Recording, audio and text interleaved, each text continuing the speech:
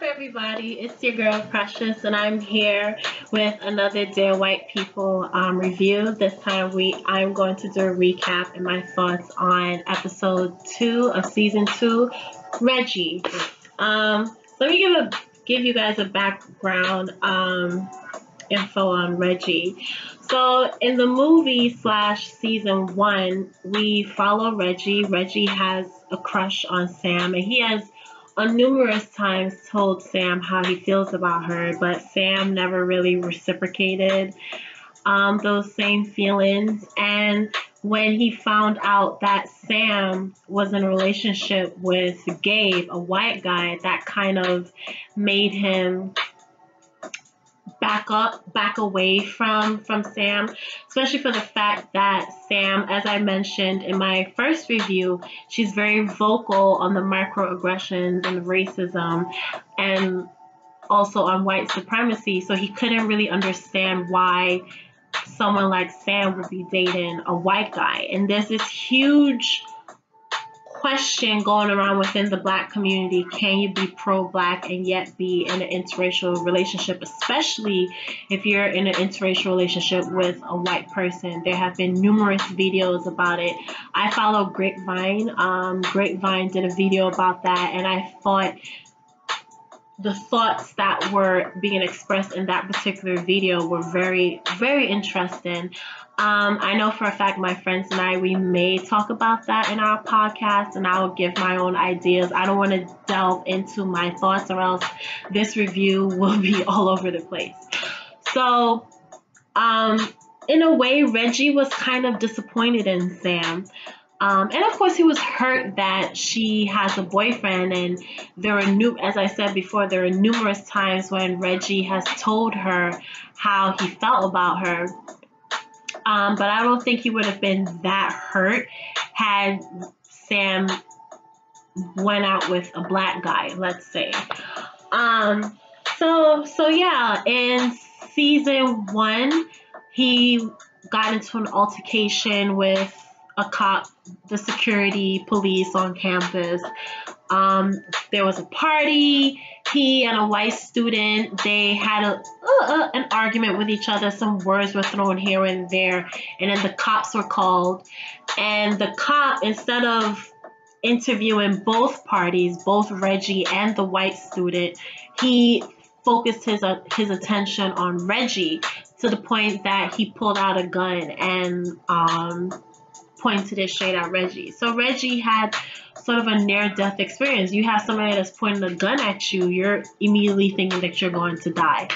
So after that, Sam, she was very adamant on calling out the person who, not just on the cop himself, but on the person who called the cops, because she felt, and everybody else, even some of the white students, felt as if there was no need for the cop to be called. And Gabe confessed it was he that called the cop that called the cops at the party. And Sam couldn't believe it. They had an argument, and that's the big reason why they broke up. And then Sam reached out to Reggie, and they had sex with each other. I call this the pity fuck. She and Gabe they just broke up. And on top of that, she's feeling so bad, so sorry for Reggie, and they have sex with each other. I call that the pity fuck.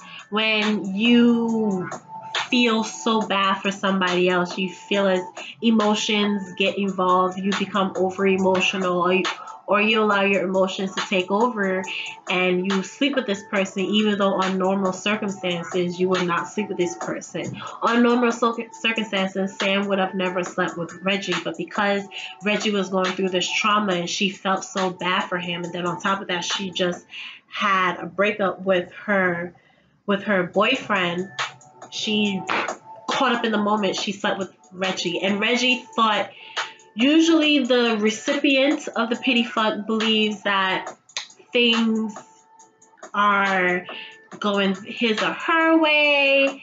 Reggie was thinking, oh, I got Sam, but the following day, Sam was ignoring Reggie, and Reggie's like, what's going on. We shared something last night, and Sam was like, hold up, wait a minute.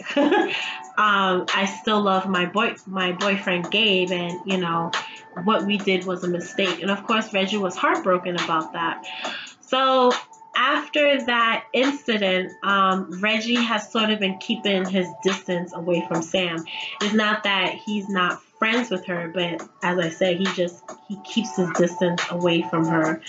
And it's this particular episode of season 2, Reggie is dealing with the trauma that he experienced with the cop.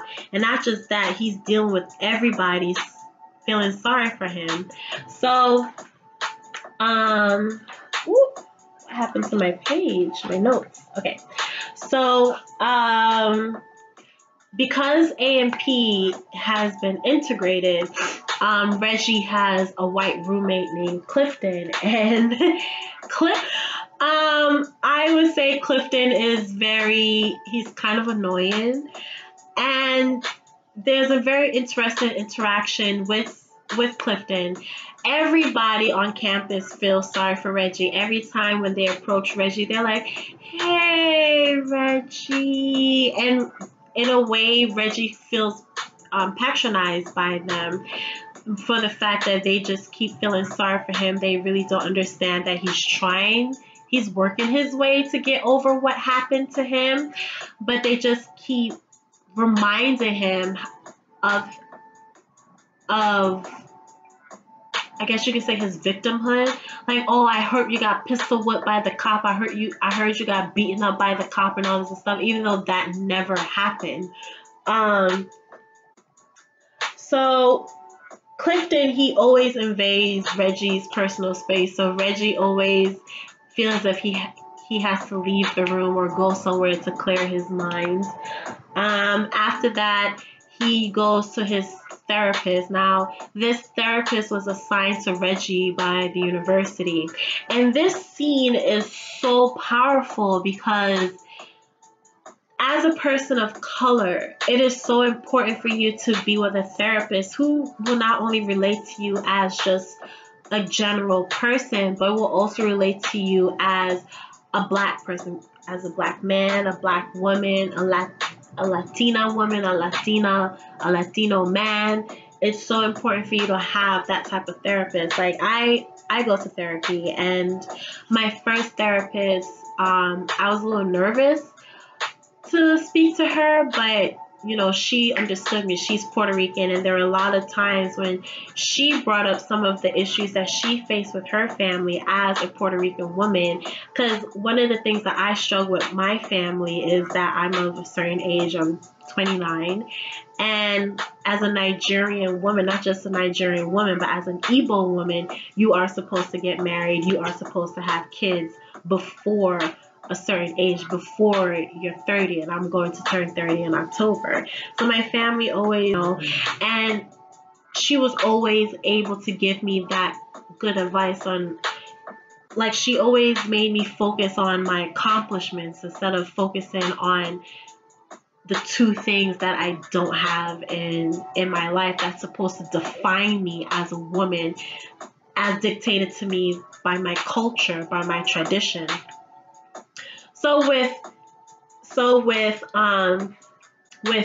Reggie, his therapist is a white male. So, and I'm not saying that all white therapists are not able to relate to their clients who have to their clients that is a minority, but this particular white therapist, he is just incapable of doing that. I feel as if his white male therapist was like a Tim Wise or a Jane Elliott, he will be able to better advise Reggie on the feelings that he felt during that traumatic event, and he just wasn't able to do that. There was a disconnect between the therapist and Reggie, and even Reggie said something to the effect, the university is just doing this to make sure that nobody will kill themselves. And of course he's joking, and I can tell that he's joking. And the therapist was like, do you want to kill yourself, Reggie? And Reggie was like, he just smiled and was like, you know what, I can't with this person. I just can't.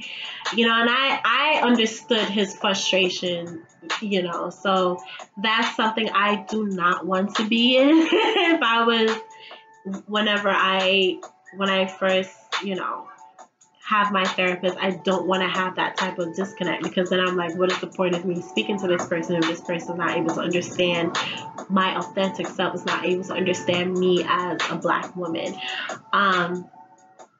So keeps going along. He goes to this party with Troy, and they go to this party with this white guy. I can't remember the white dude's name. And they smoke weed. They're so high. And Reggie, as I said, people, specifically white girls, keep going up to Reggie and saying, oh, I'm so sorry about what happened to you in the car. And Troy is like, yo, you need to take advantage of that. That's free pussy. There's nothing better than sympathy pussy. And Reggie's like, what? So when they go to this party and one white girl approaches Reggie, and she's like doing the whole pity on Reggie. Hey, Reggie.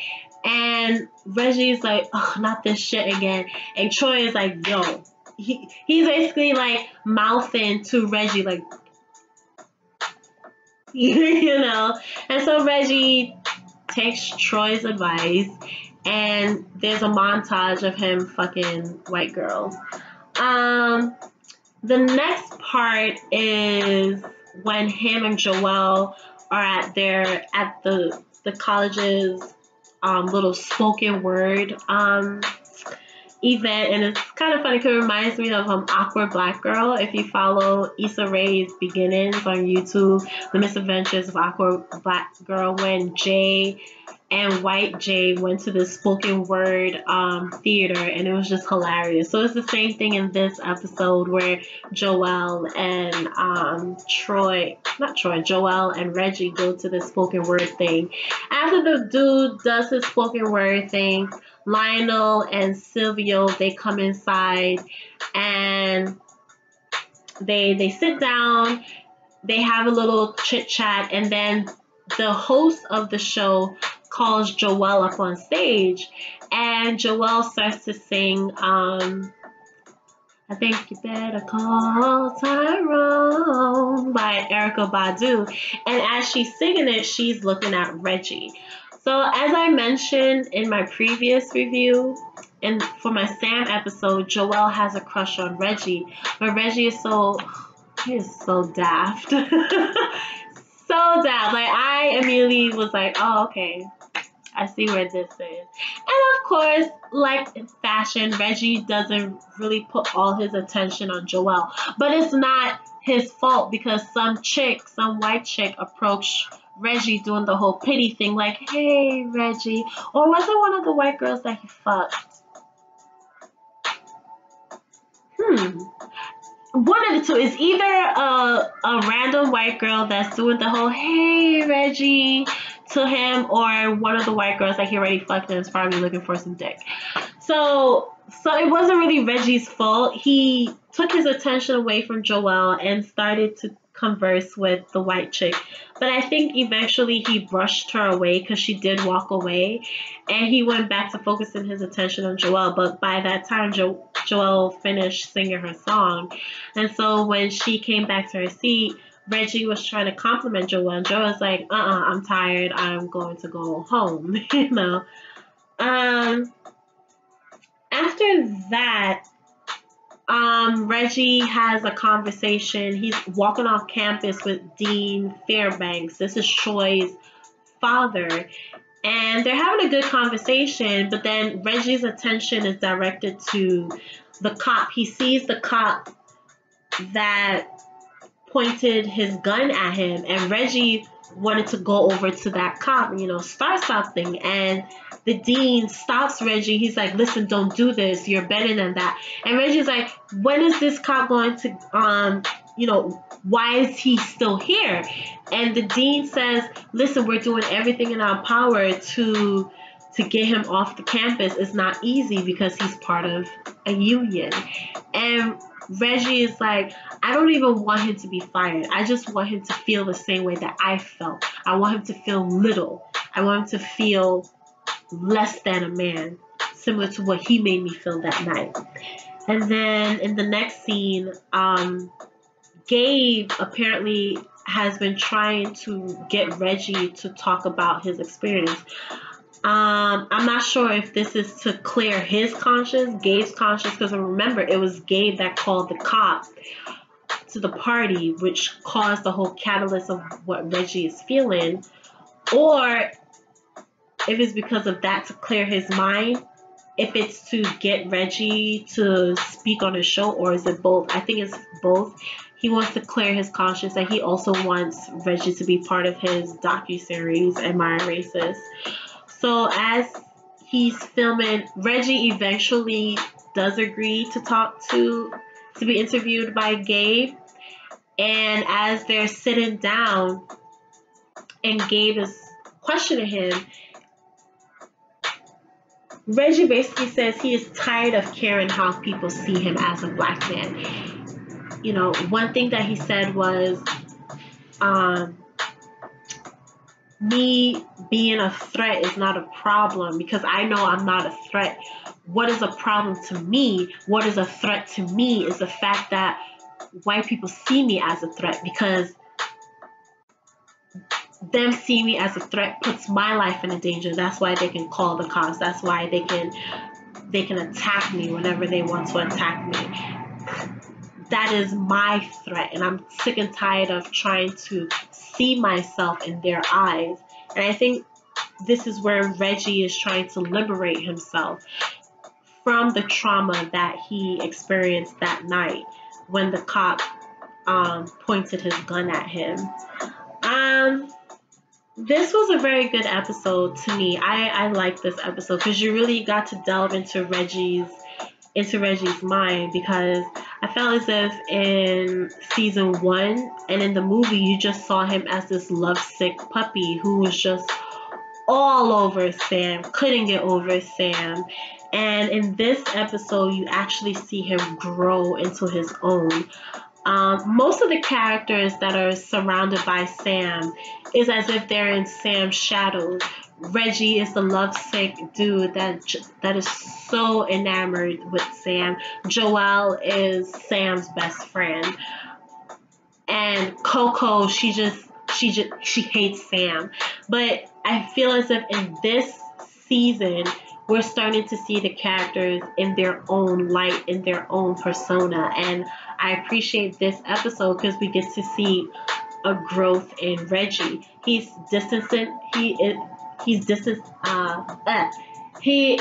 is putting a distance between him and Sam, and it's not out of malice, it's not out of jealousy. He just needs to focus on himself and figure out what is it that he wants, figure out what is empowering him. Because I felt as if the thing that was empowering him was surrounding himself around Sam. But now that he has put a distance between him and Sam, he is finding out what empowers him. He is empowering himself. And then with that, this leads into I really want to talk about Joelle's episode, because there is a connection between Reggie and Joelle.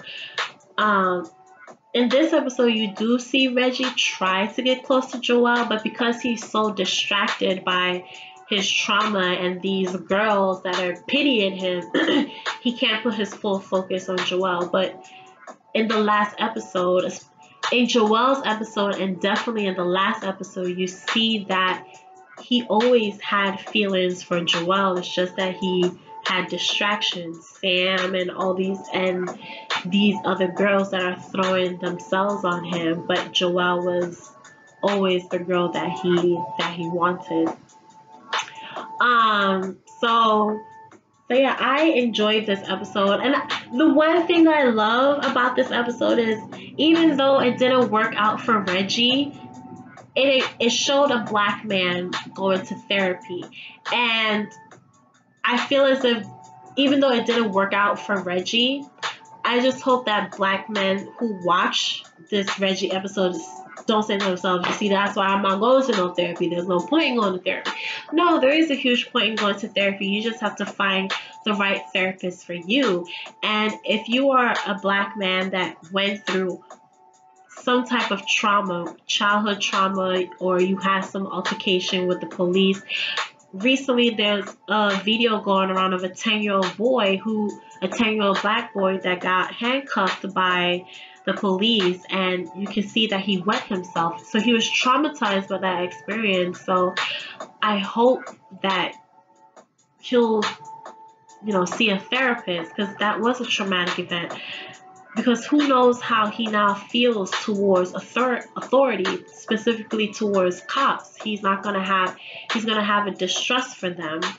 So it is so imperative that people, especially us, melanated people, go see a therapist. Go see a therapist that works for you. And you may have to go through a lot of therapists until you find the right one. I was lucky to get one on my first try. Unfortunately, my therapists are humans too. She needed a break from therapy, and I loved her. So I have a new therapist, and right now things are sort of rocky because she's new. So I'm trying to get used to her. She's trying to get used to me, but I really enjoyed the last session that we had. It was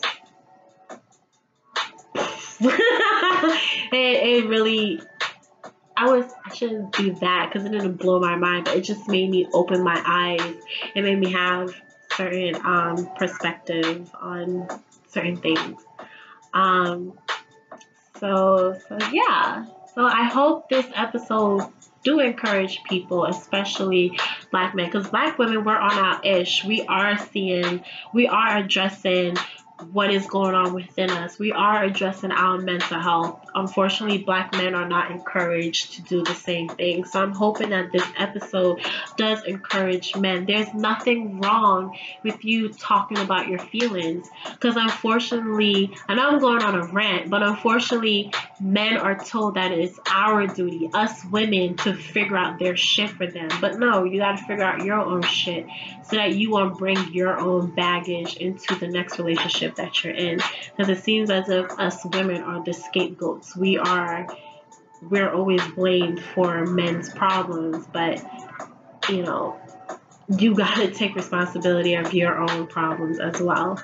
So yeah, there's nothing wrong with seeing a therapist. Get the right one. If you have to specify and say, I want a Black male therapist or I want a Black female therapist, you go ahead and you do that. If you have the resources to do so, do it. I highly encourage it. I won't even say it was because of therapy. Maybe it was that horrible therapy session that Reggie had.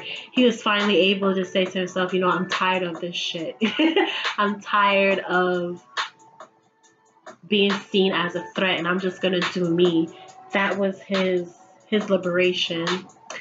So yeah, that's my review of the Reggie episode. Next one, I will talk about Lionel.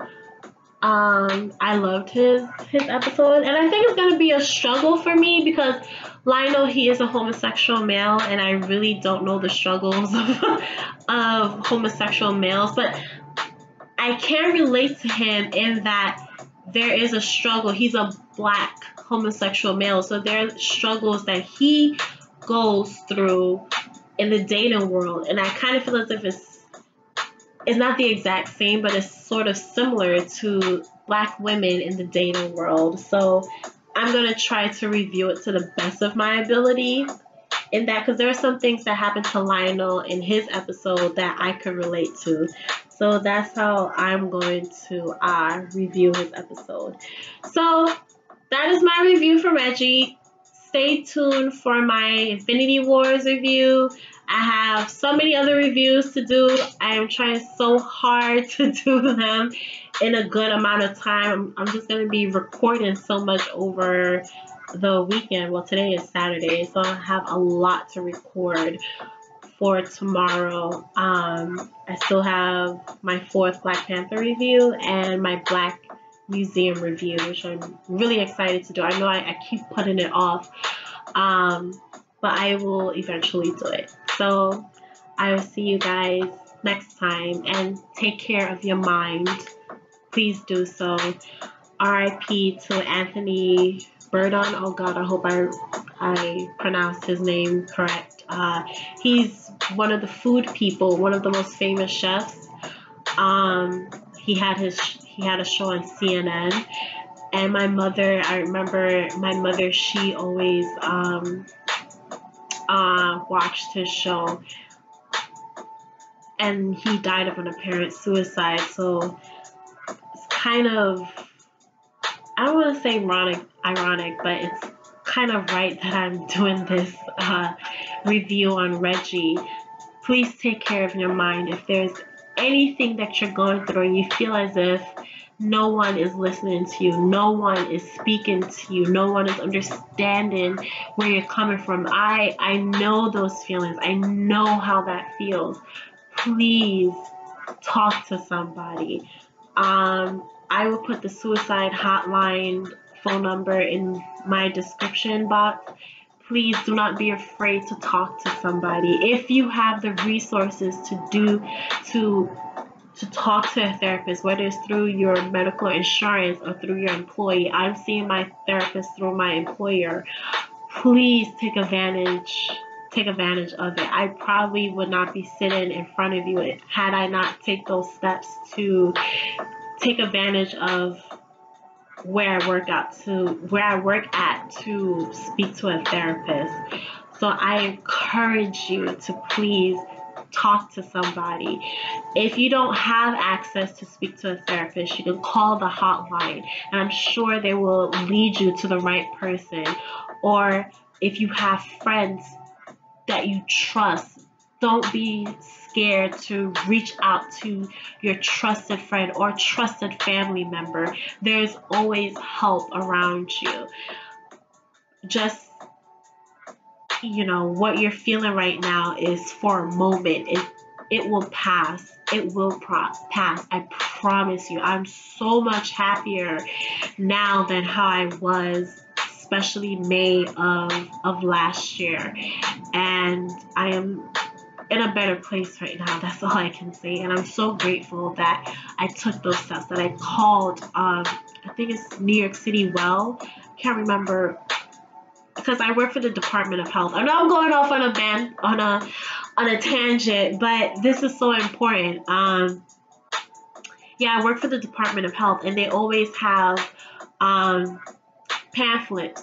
I specifically work in the STD clinic. I draw blood. That's what I do. So whenever we give results to patients and they feel a certain way, we give them a hotline number for them to call. So I took one of the pamphlets and I called the hotline, and they advised me on what I should do, and I did that. So please try to talk to somebody, and if you are discouraged from doing that, don't listen to whoever's telling you, oh, you don't need to talk to a person, oh, pray it away, oh, how you're feeling is wrong, or you shouldn't be feeling that way. Don't listen to that person. If you need to talk to somebody, talk to somebody. Take advantage of whatever resources that is in front of you. If you're a college student, there are counselors on your campus that you can talk to for free since you're a college student. If you work for a government agency, they do have employer services. That's what I work for a government. I work for the Department of Health. I'm also in the Army, and the Army also has reach out centers for therapists and so on and so forth. So if you work for a government agency, reach out to them. If you don't work for a government agency, you work for a private agency or whatever it is, talk to your boss, talk to somebody, say, hey, I need to talk to a therapist. Is there a way? I'm sure the HR if there's an HR, I'm sure they can lead you to somewhere. Just try everything in your power to to save yourself, because I have learned that the only person that can truly save you is you, and you need to take that first step. So that's my my advice to you guys, and I hope whoever is watching this will listen to my words. You deserve to live, and this too shall pass. So that's all I have to say, and peace. Have a peace of mind, meditate, pray, and just know that things will get better. Bye.